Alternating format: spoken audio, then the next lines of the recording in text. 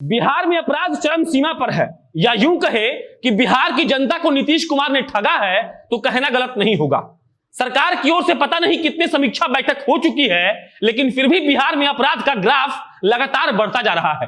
गोलियां तो लोगों को ऐसी मारी जा रही हैं जैसे बच्चे खिलौने से खेल रहे हैं। आखिर वजह क्या है हमें नहीं पता। हमें यह भी नहीं पता कि आखिर बिहार में अपराध पर लगाम कैसे लगेगा, और हमें यह भी नहीं पता कि आखिर बिहार में कानून का राज कब स्थापित होगा। लेकिन नीतीश जी, हमें इतना जरूर पता है कि बैठक नहीं, अपराध नियंत्रण के लिए कड़ाई जरूरी है, वरना लोग यूं ही मरते और लुटते रहेंगे। और नीतीश जी, आपको तो बिहार की जनता सुशासन बाबू के नाम से जानती है। सुशासन का मतलब पता है आपको?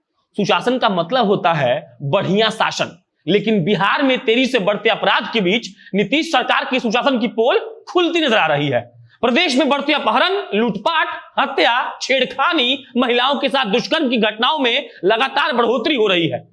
तो क्या अब यह कहा जाए कि नीतीश कुमार की सरकार की प्रशासन पर पकड़ ढीली हो गई है, या फिर यह कहा जाए कि नीतीश कुमार अब सुशासन बाबू की छवि खोते जा रहे हैं?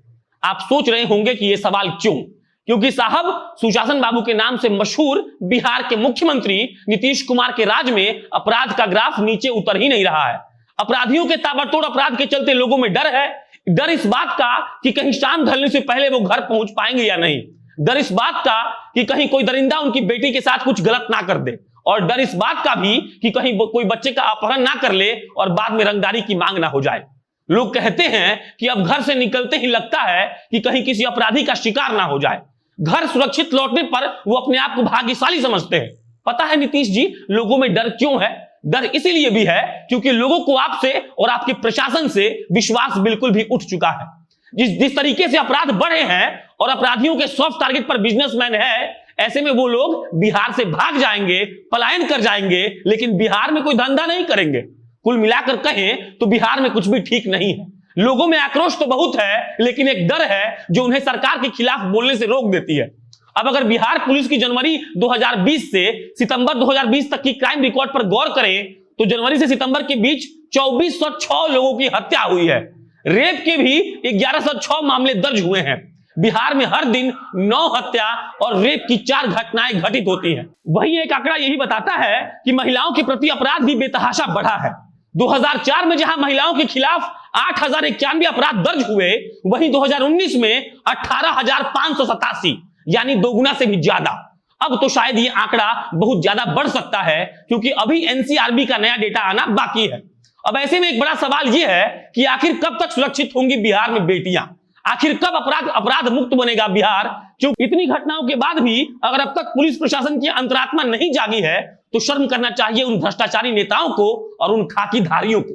नीतीश कुमार से बिहार में बढ़ते अपराध पर जब भी सवाल किए जाते हैं तो उनके पास सिर्फ एक ही जवाब होता है कि 2005 से पहले क्या स्थिति थी। तो अब सुनिए नीतीश जी, आपका यह दावा करना कि आपका बिहार लालू यादव के बिहार से बेहतर है तो यह सरासर गलत है। बिहार में लालू यादव की सरकार के आखिरी साल 2004 में अपराध के कुल 1,15,216 मामले दर्ज हुए थे, जबकि आपकी 15 साल की सरकार के बाद साल 2019 में कुल अपराध के आंकड़े बढ़कर 2,69,096 हो गए, यानी दोगुने से भी ज्यादा। जेडीयू सरकार के कार्यकाल में हत्या के प्रयास के केस 82.3% बढ़े हैं। दूसरी तरफ चोरी की घटनाएं बेतहाशा 130% से ज्यादा बढ़ी है। साथ ही 2009 से 2019 के बीच रॉबरी के अपराध भी 17.6% ज्यादा हो गए हैं। तो अब बताइए नीतीश जी, आपका बिहार बेहतर कैसे हुआ? लेकिन फिर भी सूबे के मुखिया नीतीश कुमार से लेकर डीजीपी तक हर कोई अगर बस यही दावा करता है कि बिहार में सब कुछ बढ़िया है।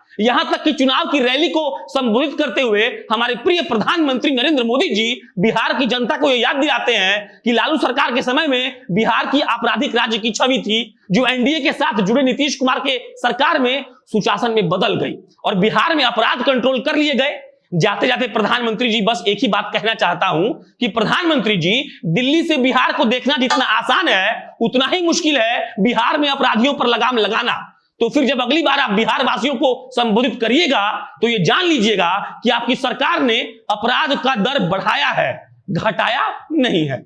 ये स्टोरी हमारे लिए वरुण झा ने की थी। मेरा नाम प्रशांत राय है। कैमरे के पीछे वरुण झा खड़े हैं। बहुत बहुत धन्यवाद।